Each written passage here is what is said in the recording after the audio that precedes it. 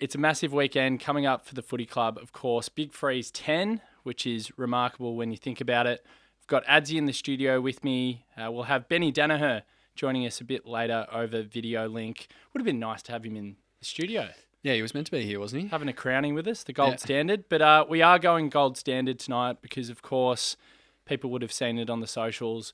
We're very blessed to be joined by a leader of the football club, our star defender, Jake Lever joins us. Welcome. Thank you very much for having me, guys. Mate, it's great to have you on. And look, could have had you on in better circumstances, but off the top, biggest loss under Simon Goodwin. But Jake, you weren't playing, so you got off scot-free. Yeah, a few people have asked me that, boys. They said to me, did you make the trip up to Alice? And I said no.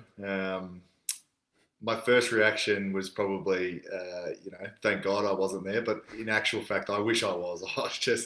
I couldn't bear to look at the boys after the game. And even, midway through the game, it was such a disappointing result. And I don't really think it's reflective of where we've come to this year. But in reality, there's some things in our game that just aren't stacking up like they have been probably the past 3 years, especially. So we had a pretty brutal review this week just in terms of where we're at. And so I didn't play, but I wish I was out there. I could tell you for sure. Oh, mate, we wish you were out there. And when I promoted it on the socials last night, the amount of people that wrote in saying we miss Jake Lever dearly, well, it was a hell of a lot of people. And look, I mean, I've actually enjoyed hearing some of the press this week from some of the bigwigs down there at Melbourne. Simon Goodwin came out, was speaking on 3AW. We had Track on 360. We had Maxi doing his press commitments for Big Freeze, which we'll talk about, which is such a beautiful occasion. So we'll finish this conversation on a high. But the common theme from all of them is exactly what we're feeling as supporters, like dejected, embarrassed, keen to atone for that loss. So what, if you're able to, what are the questions that you're asking each other in that brutal review? Is it going back to what we stand for in the off season and what the goals are for 2024? Like, what are some of those questions that you're asking each other? Yeah, I think that I've loved the media as well in terms of from the footy club. I think that it's been really honest and really brutal, I guess, in some aspects. But I think just the most honest thing that we can do is just own what happened on Sunday up at Alice, and we're not here to shy away from it. It's probably been a little bit of a trend all year in terms of just our up and down, our inconsistency to be able to perform week after week. So I think the question first and foremost we're asking ourselves is each individual player doing everything possible to perform each week? And I think that, everyone's gone away and had a look at that. And I think there is 44 blokes that probably sit there and know that they can change maybe one, maybe two things within their life, within their footballing journey, to say that they're probably not doing everything that's possible. And I don't think there would be too many players in the AFL that would be, but I think it's just really good to be able to have that honest chat with yourself and really understand what that is. And I think the second thing is just going back to, what our strengths are. I think that, there was a lot of talk, and sometimes you can get sucked into it about, our offense and our forward connection, everything like that, which, I'm the first to put my hand up, but that was probably something that we were lacking last year, and it probably cost us a few wins in the finals. Like, those two games were decided by, both under a kick. And if you connect forward of centre 1, 2, maybe 3 more times, you win the game. So I'm not sitting here saying that that's not an issue for us, but I think maybe potentially that we've gone away from what our strengths are, and that's our contest and defence. And I was so disappointed with the score against on the weekend, 140 points or whatever. Like, that's just, as I said, like, I've never seen anything like it in my time at Melbourne. And for a team that based themselves on that, I think we were super disappointed. And I think those two are the main questions that we've been asking ourselves this week. But at the same time, we've really got to move on because it's such a marathon season. We have to understand that it's going to be ebbs and flows in season. It's not like it's just going to be all linear all the way up. But we probably can't have a game like we did on the weekend and expect to, have so much respect throughout the competition, because I feel like we have lost a little bit. Yeah. Great insight just into our, I guess, forward delivery there as well. But I know, Naughty, we were talking about probably the most shocking thing for me, Jake, at the moment, which isn't like us. Obviously, the loss of by 92 points isn't like our defence, but probably more so our midfield pride themselves on winning the contest. Obviously, Clayton Oliver's had a bit of a disrupted pre-season, so he's probably still not at 100%. Is there any other reasoning as to maybe why we would be losing the contest at the moment, or is it just maybe a couple of players a bit down on form? And is that talked about, I guess, as much as, the actual points margin? Oh, definitely. I think that's a hallmark of our game. I think that, Goody's been quoted recently, definitely within the four walls of talking about that, he's never really had to talk about or train contests with this football club as much as it's just ingrained in nearly all of our players. But at the minute, we're just not putting it out on the park at the minute. I saw the stats post game about the contested possession. I think they were plus 42. That is, you'd have to go. I would not imagine in my whole time at Melbourne that would have been anywhere near the number that we've ever produced. So I think that you sit there and sorry, to also make a good point, that's not just the midfield. That's all over the ground. So it's not to say that we're just sitting there going, the midfielders need to win more contested ball. I think that for us, we just understand that our contest all over the ground has been poor, especially in our losses. So we have to understand that it's almost like it's a good learning for us that that's part of our game. That is the hallmark of our game. So I think it's really important that we get back to that. And we've been training a lot of contests this week, even though we've had only one or two sessions. I think it's just about, reinvigorating that competition throughout the whole squad and making sure that we're ready to go come Monday. It's funny, everyone's an expert in the media when you have a loss like we did, and everyone's been piling on this week. And it's been interesting for me because one of the things that's come out is about have Melbourne actually overcorrected. So if you look at our game plan the last few years, and especially last year, I feel like we were terribly unlucky in that final series. I think with Melksham and Petty going down just before the finals, it throws out your forward structure, of course, but to kick 7-11 and 9-17 in those two finals, to dominate for periods in those two finals, to have forward half territory in those two finals, we were not far away. If we had the bounce of the ball, maybe Maxi not touching Clary's shot on the line, there are so many little circumstances throughout those two finals that suggest to me that the game plan was actually stacking up. People are now saying that we've overcorrected. We're trying to play a new game style. We're trying to score off turnover. It's been the fad of the week from guys like David King and Nathan Buckley and the like.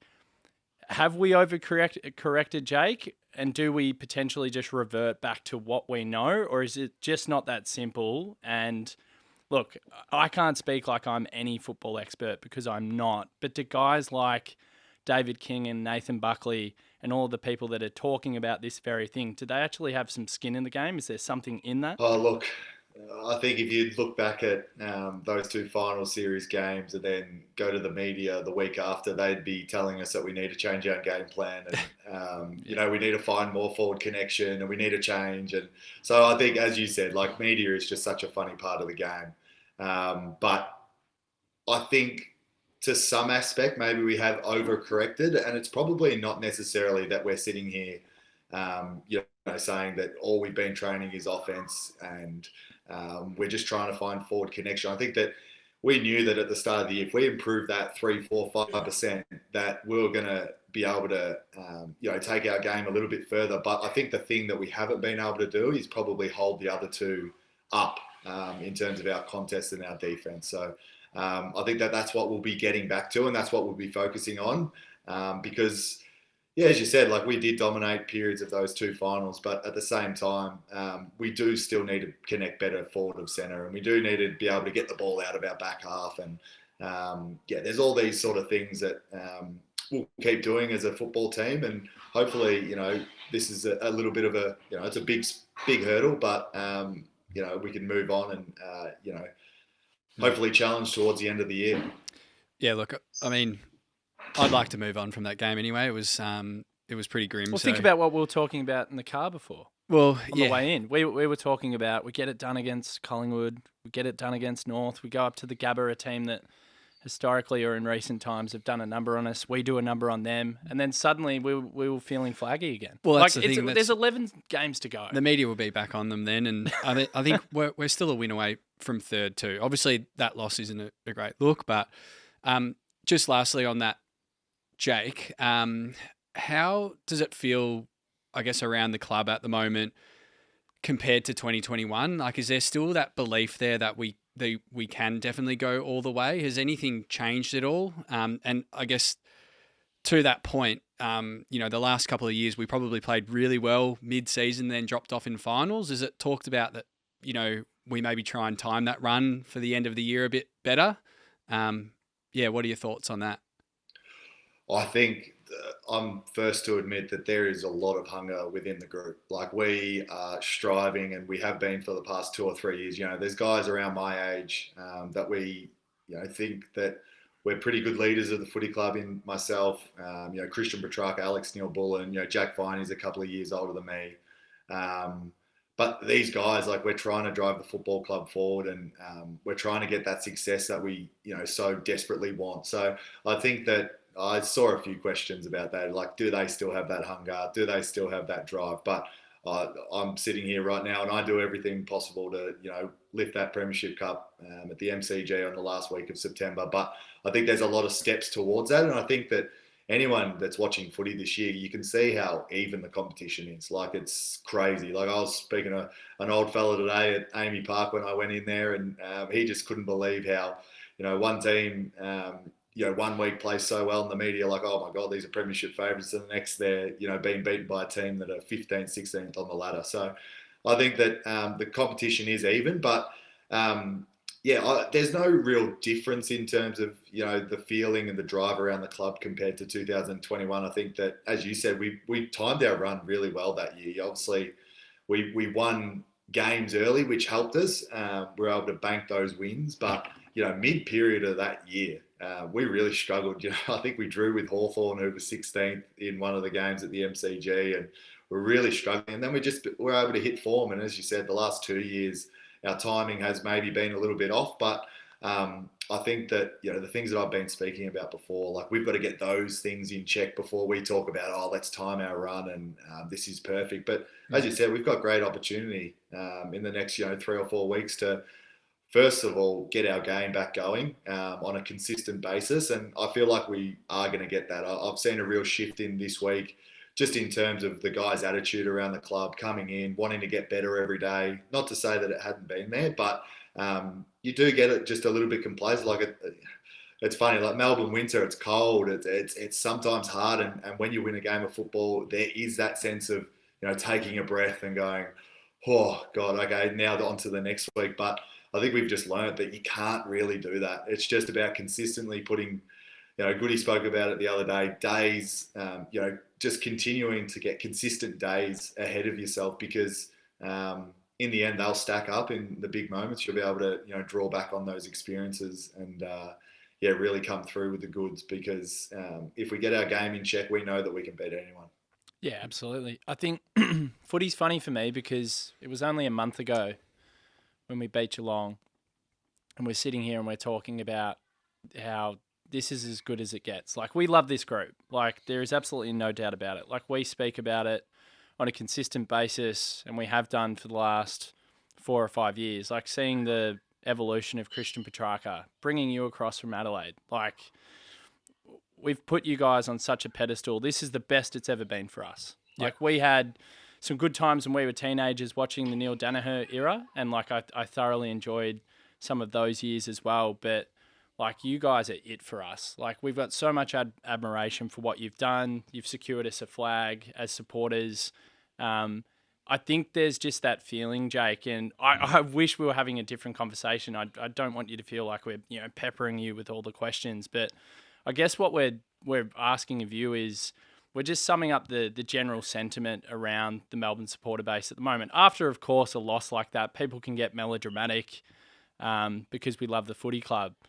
But it's just when you see the lack of effort and application on the weekend, and I love your point off the top, like you feel like as a footy club, you lose a little bit of respect, and it maybe takes weeks to earn it back. It isn't just, okay, go and get the job done on King's birthday against Collingwood. It's like, go and be consistent and show us that you've got the consistency in your game to actually peak at the right time and win finals again. So I think the overriding sentiment of the supporter base is maybe the window has shut, but I think what you're saying as a playing group is like, clearly we just want to be able to demonstrate in the coming weeks and months that it's definitely not shut. There's no fucking way, like we can still do it. Oh, absolutely. Yeah, I think that I've seen a few comments around, Melbourne have missed their opportunity, or, I've seen people talk about, they should have more premierships than one.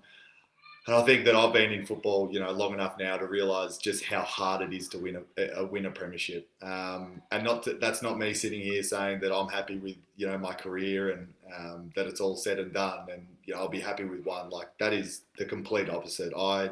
My drive every day while I get out of bed is to go and win another premiership for the Melbourne Footy Club at the MCG. And I would say that there is at least, half of the group, because there is other halves that, they're only just starting their career or they're at the end of their career and they're worrying about other things. But there is a lot of people at that footy club right now that want the exact same. So, I wouldn't be too worried about that. There's definitely more drive in the group. Definitely. Should we talk about Neil? We've got to talk about Neil. Yeah, we should. But do you have one more question? One more. I just want to know. You're going to pepper him again? No. Let's leave it. He's done very well. And apologies. Let's lever it.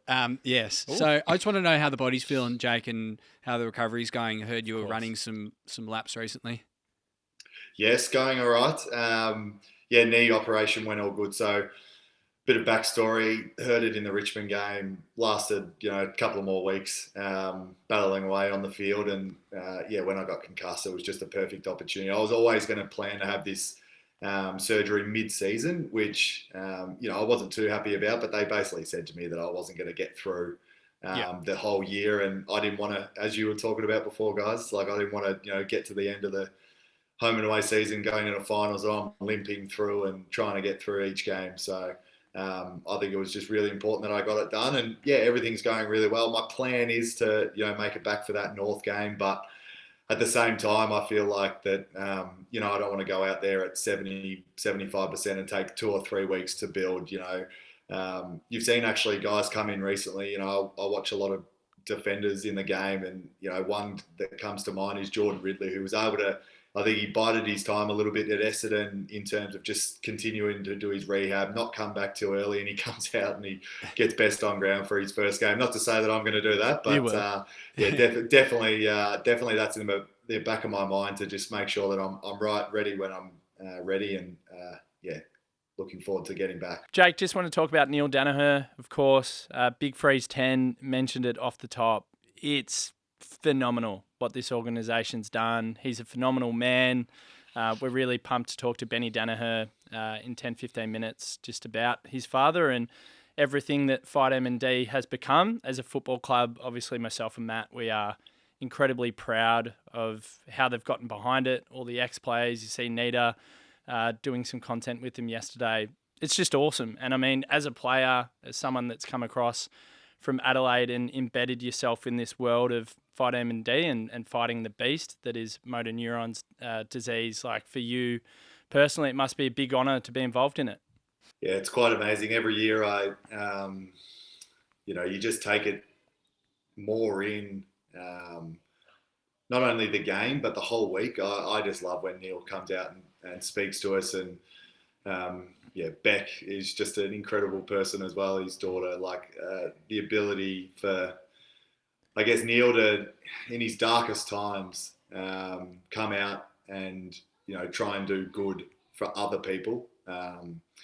There's always that talk, it's always spoken about that he's not going to be able to reap the rewards of what he's doing right now. And I think that a person that can do that is an amazing person. I'm very privileged to be able to meet Neil and spend that, week with him every time that he comes to the club. And I went to the Fight MND launch this year, and there was a video that was played and a speech, and I don't think there was a dry eye in the room. Like, it's just amazing what he's done for, people and families that are fighting MND. And it's going to be a little bit different this year. I think it's probably the first one that I've missed for a while. So I'm going to be able to take it in a little bit more as a bit more of a spectator, which is going to be amazing because, I was speaking to Beck and I just can't believe every time we go to the ground and you get out there and you think, I wonder if people didn't buy the beanies this year. I wonder if they've thought, I've already got 9 others. I wonder if there's going to be,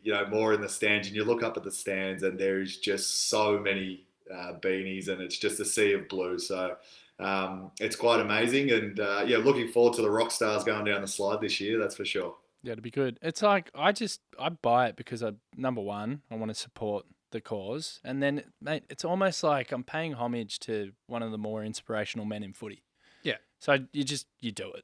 It's good. Both clubs get really around it as well, and even just in general, you see, like I saw people on the way here walking around with them. And you saw Nick Dacos, which was weird. Did see. I was wondering if that was a good sign or a bad sign. Saw him in Collingwood. So I'm going with a good sign. Really? Just no. Well, yeah. Didn't throw anything at him. No, he was going to swerve. Considered swerving the car a little bit, but he'd probably be able to dodge you. Yeah. He'd probably jump through the window and bash me. Yeah. Also, just on Collingwood though, we've had a bit of history. Over the last couple of years with them. Are you going to actually ask the question? Well, I just want to know. Okay. You're not playing, so you can say whatever you want. Well, I mean, there's obviously one incident that everyone knows about last year, but I think there's also just a lot of feeling around that, and obviously Jake will know more. And losing to them, very close loss in a final. My favourite player as well, Gus. Yeah, exactly. And you're my second favourite, Jake. So there you go. Oh, thank you. Now that makes you first because Gus isn't playing. Yeah, now I'm first. Yeah. So I guess the question is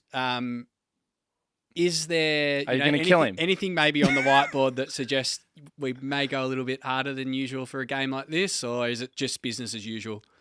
Come on. Oh, I think there's some sort of element that we love playing against Collingwood, and there is that rivalry there. I think that it probably goes back to even before that. I think when Ed Langdon went on record and said they're all duck no dinner, I don't know what he was thinking, and that was always going to be a recipe for disaster. True. But there has been so many games.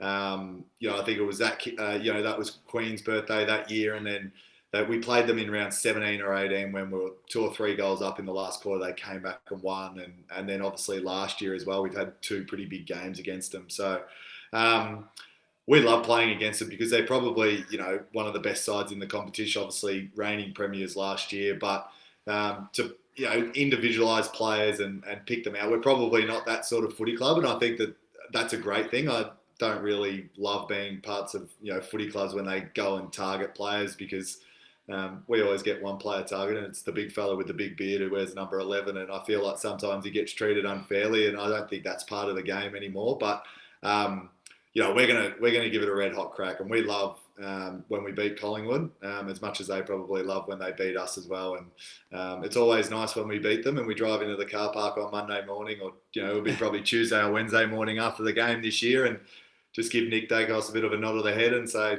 stiff big fella, maybe next year. But, they've done that to us the last time. So hopefully they don't get to do it to us again. Apparently the Collingwood fans are going to go real hard at Maisie for his comments as well, which is interesting. I don't think Stephen would give a shit, Jake.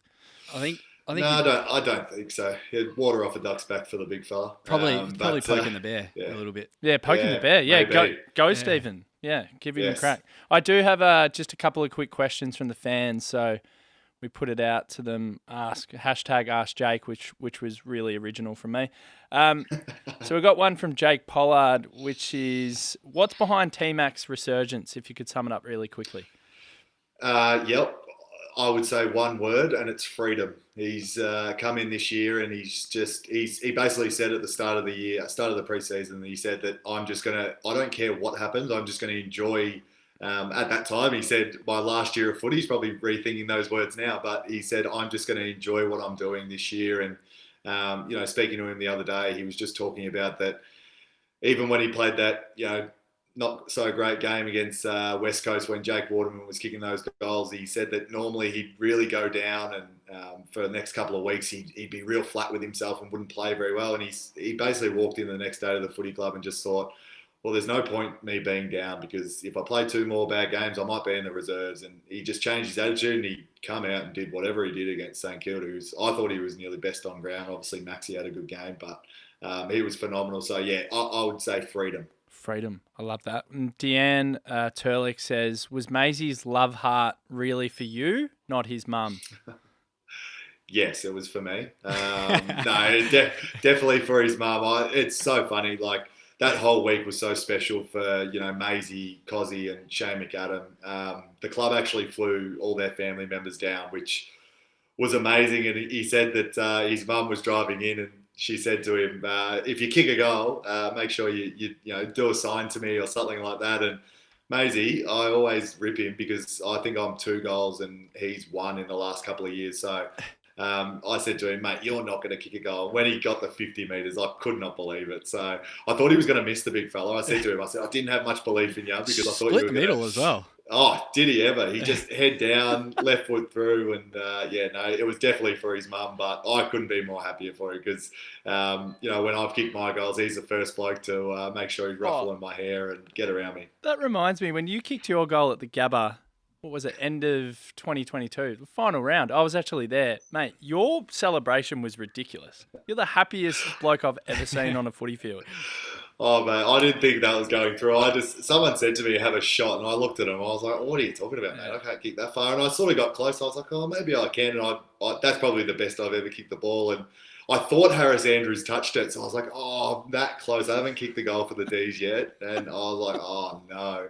And then as soon as the umpire just walked straight back the middle, put his 2 fingers up, I was like, how good's that? So, yeah, it was a priceless reaction. There's plenty of photos of it around the club, that's for sure. And then the final one, and you've been very generous with your time, is from Steve Wanders. And he just said, who are the 4 best blokes to play golf with? If you could just choose 4, your core group, who are you going to go with? I like watching good golfers. So I'd probably say the 4 best golfers I'd play with is probably Stephen May. Yep. Gussie Brayshaw, obviously he's not at the footy club anymore, but I'd like to play with Gus because I don't see him enough now that he's not at the footy club. And then I'd probably have to say Adam Tomlinson and Jake Bowie. They're probably the 4 best golfers at the minute, but there's a whole heap of people coming for them. There's Judd McVie is playing a lot more, Taj Woden, Blake Howes. He's got a bit of a bad rap for the golf game at the minute, the big fella. He only plays half the holes, so his nickname's Halfway. What's the reason? One day he was playing that shit that he actually just walked off after 9 holes and didn't tell anyone and just got in his car and went home. So forever, we always said that's not respect. That's not respecting the game. So we've called him Halfway ever since. Halfway is a great nickname. Sick nickname. It's a sick nickname. We wrap it up there?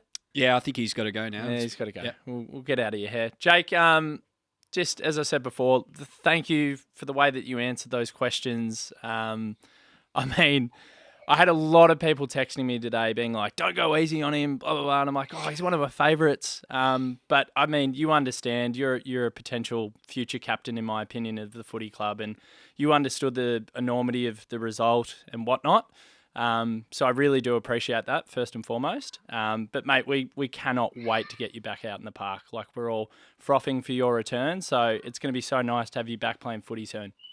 Thanks very much, guys, for having me. And as I said, I've obviously been pretty honest and everything in this interview, but keep believing in us because, there's not anyone that's, taking this too, easily, or we're not thinking that this is just water off the duck's back. We understand the enormity of it, and we know that the fans expect more, but we need your belief, and the only way that we're going to get that is through action, and we're going to earn that respect back, as I said. Not only throughout the competition, but of you guys, because, we really love everyone that comes to the footy, barracks for us, and always says the nice words down the street. So looking forward to earning that respect back.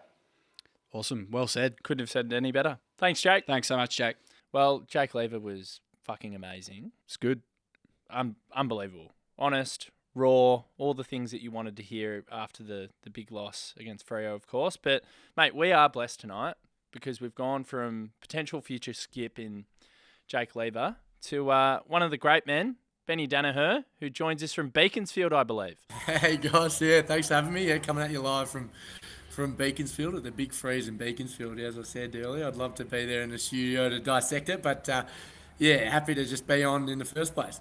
Mate, it's awesome to have you on, and we were saying to Jake before, the 10th edition of the Big Freeze, it's remarkable. Like what this organisation has done, and I've had many chats with Beck over the journey on this very podcast. It's always a privilege to talk to your bigger sister, but mate, like how do you sum up the journey as someone that's seeing your father going through what he has been through and the inspiration that he's become for the nation? Like, how do you probably A, sum up how big Fight M&D has become, and then B, what's it like seeing your old man and some of the things that are spoken about him out in the media, and just, as I said, the inspiration that he is and has become for so many people?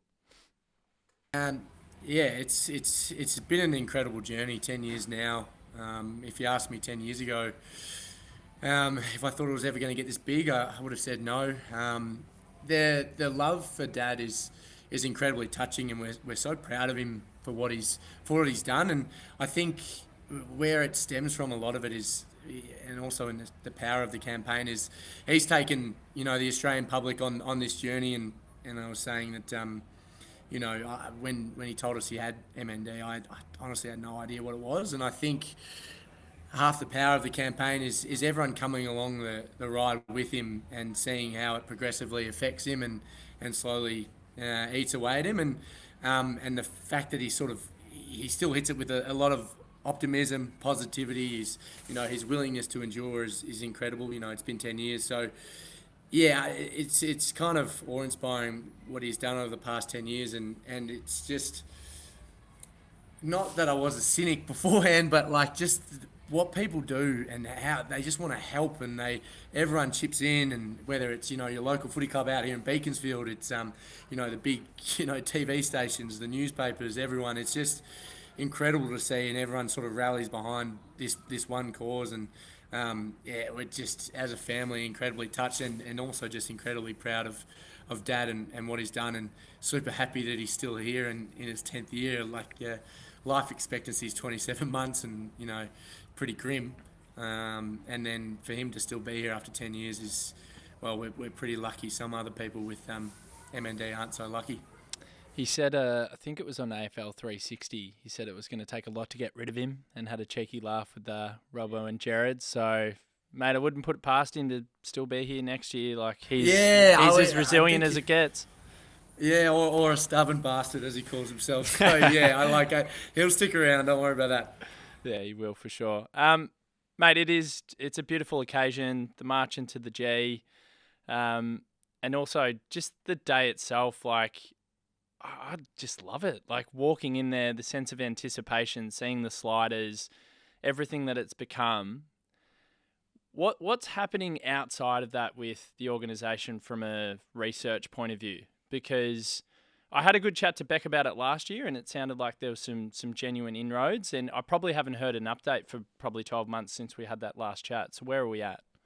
Yeah, so it's and thanks to the Australian public, we've managed to commit $97 million to research and care initiatives, which is also really important. Yeah, since 2014. So it's just been incredible support, and in terms of the progress we're making, it's really exciting. I mean, 10 years ago there was nothing to be heard of in that sense, and now there's 30 drug development programs. There's 15 clinical trials. So we're moving it from the lab to human trials, which is really exciting. And it's still a long way to go, but we're finally making some inroads and fighting back against the beast, which is really exciting because we do ask a lot, that there's a sport every year, and it's just really important that we're continuing to show that, the researchers are making progress, and they are. So it's really exciting, and hopefully, we can continue to get some more clinical trials out there and try and slow down, so at least get a treatment and then one day a cure for the disease. Yeah, amazing. Benny, what's the day look like for you on Monday? What time does it start? Do you have a few beers before the slide, you watch that, or a few beers after? What's the go? It's an intense week like mentally for me. I don't know. We're probably sort of sometimes pretty reticent in the Daniher family. Like we're not as, sometimes I know personally it's a pretty heavy week for me, and the day starts well. It's always usually a sunny day, and do the march. I'm always found in what's that bar at Fed Square? Oh, the transport. Yeah. Yeah. You always find me in there at about 11:30 for having a couple of nerve settlers, and we'll do the march across. And it's always a massive crowd. The support, the D support is incredible. Do the march across. Yeah, watch the slide, and hopefully see the D's get up and then have plenty more beers after that. Oh, I hope so. We owe them. Yeah. I'm sure I'll run into you boys at some stage. Oh, there's absolutely no doubt. I mean, if we win, like suddenly 92-point loss almost goes in the bin. Absolutely. But we'll see. The sliders. So Paddy Rafter's the one for me because I was obsessed with him as a kid. I played a lot of tennis growing up and kind of idolised him, to be honest. So I'm really excited about Paddy Rafter. We've got Aaron Phillips, Nick Nat. We've got James Brayshaw, Joel Selwood, Sally Pearson. Who else we got? We got Mac Horton as well. Oh, and Jack Reber. Yeah, so there's some good ones there. Meg Lanning, yeah, some crackers. It should be good. I think I'm allowed to say this. I think the theme's rock stars. Hopefully, I think that's out. Jake leaving you about it before you, so he's already said it. Yeah. Yeah, right. Well, that's good. That's common knowledge. I thought I was going to reveal state secrets there. So, I think they're trying to channel, what Nick Rewalt did a couple of years ago as Freddie Mercury. So, hopefully they can get out of their shell a bit and have a crack. So we'll see how we go. You're a bit of a rock guy. Who would you go as? I don't know. Probably like Slipknot or something. And get dressed up. Slipknot. That's fucking crook. I reckon I'd go as Ketis. Red Hot Chili Peppers. Yeah. Well, I couldn't pull it off because he's one of the hottest men on the planet. It'll be pretty cold too. He doesn't wear too much. No. Yeah. Seen him up close. Just the sock, I think. Is that what you're going down with? Yeah, probably. Seen him up close and personal as well. Was in a mosh pit, the Chili Peppers, and my wife was just salivating. Yeah, he's a pretty cool guy. She was like, whoa. And I was like, yeah, you ended up with me. And I'm sorry. But anyway, that's cool. So, Benny, obviously big day on Monday. Just before we let you go, D's. So we've spoken to Jake. He was very upfront. He said it's embarrassing. We need to earn back respect. God, are you upset? Like, obviously you're upset and we're all upset with what transpired on Sunday. But I guess the bigger question is, do you still believe? Because there's a lot of Melbourne supporters off the back of that performance last week, probably me included as well. I was pretty dark on Monday's review pod. Are you still feeling it, or what's going on in your head? Nah, well, I thought the sky was going to fall down on Sunday night. Maybe that's just normal Sunday nights, but I don't know. But generally speaking, I thought far out that was a shocker. But I'm deciding to remain positive. I still think we've got so many weapons. We just need to click it, and I think it's a long year. We know that because we've been 10-0 before and out in straight sets, and so hopefully it's more of a timing our run a bit better. I think we should hopefully remain positive. We've got the talent. We just need to let it click, and I think hopefully this was a wake-up call against Freo up in Alice Springs, and hopefully we can just really roll into the bye with a bit of steam after beating what is a pretty depleted Collingwood side. So hopefully, just get the win, get the confidence up, and roll into the bye, and then flog North. So I'm remaining positive for the time being, but I think we still got the cattle to make a play. Must win Monday. Yeah, they got a few out. Like if we don't win, I'm almost calling it season kaput. And I know there's a lot to play out, but I don't know if we'll recover. Like winning against North the week after means sweet F all anyway. Yeah, that doesn't. Yeah, just I reckon we'll get it done, Benny. Get it done. I'm with you. Get it done for your old man. Yeah, exactly right. Well, I hope so. I'm going in pretty optimistic. I think we'll get it done. When Neil, just quickly before we do, no rush. Before you do log off, when Neil saw the boys the other day, and he's coming off the back of Goody's worst ever loss, our worst loss in 8 years. Did he have? Did he ever gold him? I hope he did. I don't know. He ran me through a few of the sort of the questions. I think he was trying to be on more of the silver lining side. He's given enough sprays over his years. I think he's turned the other cheek, and now he's all about peace and love and kumbaya and finding the opportunity in some adversity. So I would have loved to have seen a spray from Dad, but I think those times are behind him, and I think he might have realised the boys needed a bit of love. I reckon they've copped a bit of flack this week, so maybe they needed a bit of love. Nah, they need a Daniher spray. Nah, They do. don't mind it. No, they need just the infamous the whiz one down at Cardinia. Yeah, he used to. Yeah, you could give him. Yeah, that's seriously one of my favourite ones. Honestly, I've seen some firsthand too. Yeah. What's I was going to say, what's the worst you've copped? I don't know if you guys remember, he has this look that if you cop that look, it is the scariest thing. Just Just see it in his eye. Playing basketball and then smashing a window, and you just see his face that it's just like laser beams, and that was probably the words were scary, but just when it was the silent look. Yeah, you and Luke you're just copping it. Yeah. Me and Luke copping it. Oh, yeah, Luke copped it more than me, but yeah, he's a bit of a rebrand. He's very soft now and very funny and laughy. But back in the day, he was a scary man. Oh, that's for sure. I've no doubt. Yeah. Well, all of the Danahers have turned out all right, mate. So yeah, he must be doing something right. Jury's still out on that one. It's probably just your mum. Probably just mum. But mate, just before you do go, how do we donate? Where do we go?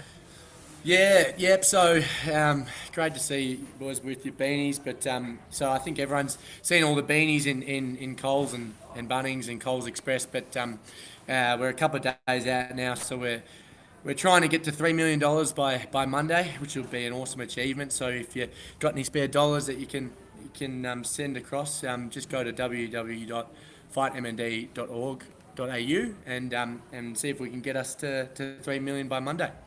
Mate, it's awesome. We've loved speaking to you, and we love the organisation. We were saying to Jake before, we're very proud as Melbourne supporters to be so invested and so involved with it, with a man in Neil, your father, who brought us a lot of great times as teenagers. They were some of the best years that we've ever experienced, from 98 through to 2007. So that linkage and that buy-in from all and seeing what this has become is amazing, and we're really pumped up for Monday, and I hope you get to that number, and then I hope Melbourne is the icing on the cake and we get our season back on track. Fingers crossed. No, thanks so much for having me on, and thanks so much for your support, boys. We really appreciate it. Yeah, we've got to get you in. Thanks, Benny. We've got to have some beers in here. Get me in. Get me in. I can just sit behind the screen or whatever and just watch if you want, but I want to come and join you for some beers. There is a couch behind us, so you can just sit there and sink a few beers. I'm happy to chuck some comments in from the bar stand if you need me to. It's a lock-in. Yeah, I'd love that. It's a certified lock-in. But thanks, Benny, and all the best with the fundraiser tonight. Thanks, mate. Enjoy Monday. Thanks, guys. Cheers. See ya. Take care. Well, Benny Daniher, legend. Jake Lever, legend. Loved his honesty. It's been a good show. Now, we've only got 10 because you've got to run. I'm going to cut straight to the chase. Yeah. And I spoke about it on Monday, and I was so dark on Monday. It's the single darkest I've ever been doing a podcast. I've come full circle. I've come full circle because of Jake. I was going to say, is it because of him? I've come full circle because of Benny Daniher. Yep. And I'm starting to get really pumped up for King's birthday. But there's a big but for me. We cannot play Harrison Petty. Yeah, I would be surprised if he's in. And I think people listening to this will probably know by the time they've listened to it. But he just needs a breather. We know he can play well. He showed it in the Geelong game, but one game. That's it. Yeah, I know. I understand. That's why he just needs to have a breather. Bring someone else in and make him earn his spot again. Maybe he got a bit too comfortable. I'm not too sure. But the worst rated player in the competition, champion data-wise, is Harrison Petty. I just don't think he's a forward as well. He's played maybe one really good game as a forward. I think he's a back, just playing back. T-Mac, though. You'd have Tomo over him. I mean, at least T-Mac kicked a couple of goals when he went forward. I think sending a message to him, like Harrison Petty, when he's up and running, he won't be playing. Surely. Yeah, but as a defender, great. You can go and play as a key post defender when you've had a couple of weeks off.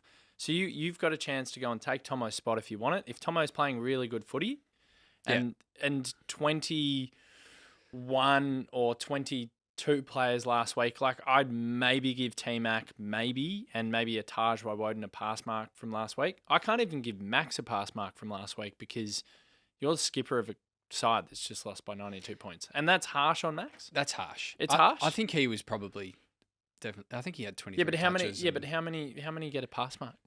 2? Well, he's 3? one of the only ones. I feel like he was one that was trying the whole time. And honestly, I'm trying to think who else. It's almost only Max that I gave. And I'm not saying like a great game, like a pass. We're talking a pass. Pass. So, I don't think Petty will be playing. So JVR will come in for Harrison. And then I would like to see Colton Tholstrup get a game over Shane McAdam. Yep. McAdam's done nothing so far, and it looks like a confidence thing. Yeah, for him and that's fine. And I don't think as a supporter I'm into the business of you keep playing this bloke until it clicks. Yeah, it's not clicking. Like it's clearly not clicking. The other thing is he looks hobbled like Harrison. Like he runs around as if he's not fit to the level of AFL. Have a breather. Go and do your business at Casey. Build your tank a little bit more, and you can come back in. Yep. So I'd make those changes. And then, I mean, you probably maybe got to send a message to maybe a Tommy Sparrow who's been off the boil. Maybe. Lockie Hunter will come out because he's injured. So maybe Bailey Laurie gets a chance and he comes back in. Maybe you bring Blake Howes back in because Collingwood's forward line won't be tall because they are missing a lot of tall timber and they'll probably play small. But this is the thing for me. I wanted to make this point on Monday, but I was just too dark and wanted to get off the podcast. Like, I just couldn't do it anymore because there was not a glimmer of hope and light in me. And I've gotten better as the week goes on. This game is not about tactics for me. It sounds stupid. This game is about effort and application. So when you see a club that applies no effort and application as we did last week, all I want to see is, from my optics, from my vantage point, wherever I stand or wherever I sit on Monday, I just want to know that I'm watching blokes that are giving maximum effort. Yeah. And if they give maximum effort and they still come up a little bit short, and I know it's a depleted Collingwood, I might be able to walk away from the MCG being like, well, they had a fucking crack. Because last week was the complete and polar opposite. Yeah. That's all I'm looking for this week. Yeah, I agree, and I think that's why so many supporters were so disappointed. Obviously, you get the 92-point loss looks horrible, but I think mostly is the effort, and I think Lever was very honest when he said that, you know, sometimes you can get a bit complacent, almost the players, like you have a win and they sort of relax a little bit, but it sounds like they're pretty on this week at training, like they're all pretty up and about, so you'd like to think that they'll show a fair bit, and I think lots of our players, they're so good that would hurt them, and they'd want to win back a bit of trust, not only from, you know, probably their own teammates and coaches and so on, but probably for supporters as well. And in the past, probably the past 3-4 years, maybe, we've generally been pretty good at responding. So again, we haven't seen a 92-point loss for ages, but it wouldn't surprise me if we came out and played pretty well, and then as Melbourne supporters, we're back in the situation of thinking, are we good or are we bad? Which is, I know me and you were talking about on the way here. You know, it's probably a month. Like, even if we do beat Collingwood, probably not going to completely buy in. No. We're a little bit scarred from a few games this year and, you know, multiple finals losses over the last couple of years. So they don't just need to beat Collingwood. Like, they need to put together a good month of football, and then I think we can sort of jump back on board. Yeah, I couldn't agree more. Not that we're not on board, but you know what I mean? Then we can start to believe a little bit it's again. Just, I think Jake Lever put it perfectly. Like, we've lost respect within the competition. The supporters are embarrassed. They've broken a bit of our trust. And I think the only way to win it back is by winning games of football in the coming weeks. Getting a win against Collingwood, like, I'm going to enjoy it. There's absolutely no doubt if we get up on Monday. However, I'm not going to just jump back into bed with this relationship, like, putting it that way. Like, I'm not ready to be burnt again, because I said it on Monday. if we then go and beat North like we should, and then we get our pants pulled down by Brisbane, then suddenly we're just back into that yo-yo scenario that we've seen ever since being 4-1. Yeah. So I don't want to commit to it because you've broken my trust too much. Yeah. So that's where I'm at, and I'm sure a lot of supporters are like that. Are we going to celebrate a victory against Collingwood? Oh, of course. Hopefully. Absolutely we'll celebrate it, and we'll celebrate it hard because of what happened last year and the incident and whatnot. And in some weird way, the way that we lost on the weekend has taken the gloss off what I thought would be. I don't want to use the word antagonistic because that's very Collingwood. But there feels like a little bit of mongrel bastard within the supporters has been, kind of thrown away. Like, I wanted to walk into this game after beating a Fremantle on the weekend, sitting third on the ladder, getting ready. I think we'd be second, wouldn't we? We'd be third behind Essendon. Yeah, okay. And just going in there, fire and brimstone, fuck you, Maynard, blah, blah, blah. Yeah. And I'm not feeling that because of what's just transpired. But I'm sure once we get to Monday, I think supporters need to remind him how much we loathe him for what he did. Yeah. And we will once we're there. But I wanted to walk in there feeling pent up and ready to go and Yeah. But I just don't. It's taken the gloss off it for me a little bit on the weekend. Neil's one thing and it's separate and we'll embrace that and love that for all it is and we should because it's incredible. But that other element to it is it's just, I don't know, maybe when I get into the ground, it'll be completely different. And when I see that dickhead running through his banner, I'll start to get really excited. I'm sure it will. It happens every time. When the game starts, every Melbourne supporter really, you sort of forget about the week before. I think it's after the game finishes, win or loss, you maybe reminisce a little bit on what happened the week before and then what happened this week. But as Lever was talking about as well, people in the media, the supporters are the same. We all have pretty short memories. True. If we come out and beat Collingwood, and I know they're depleted, and really we should beat them, there'll be lots of people that will probably jump back on. We'll probably jump back on. I'm going to try my hardest not to be too knee-jerk with that, because I do believe that we have some serious problems at the moment that's undeniable. But I'm going to be very happy if we beat Collingwood. I'll probably see you post-game, and we're just a hug, and we're like, I'm back in. Yeah, flag. No. So prediction or not? Yeah. Oh, what's the time? Are you going to do one? Yeah. You going to do one or not? I'm going to do an honest prediction. I think my predictions over the last couple of years or since we won the flag were probably running a bit old now. So, and something needs to change. So I'll just be honest from now. I do think we'll win. I'm not going to do a big one. I think it'll be close. I'm actually going to say a couple of goals. I'm not going to go big. Couple of goals. Wow. I think Collingwood, as we talked about on the way here, they're just a good team even when they have 10 outs. System, exactly right. System, which is what is concerning about us. If we have a few players that are down or out, we turn into North Melbourne. Yeah. So they'll always put up a fight. So I think that they'll be in the fight. They've still got some great players in the Dacos brothers and, Maynard and Moore and so on. So it'll be close and I think a couple of goals. Okay. Don't mind it. I'm on a similar train of thought. 10 points.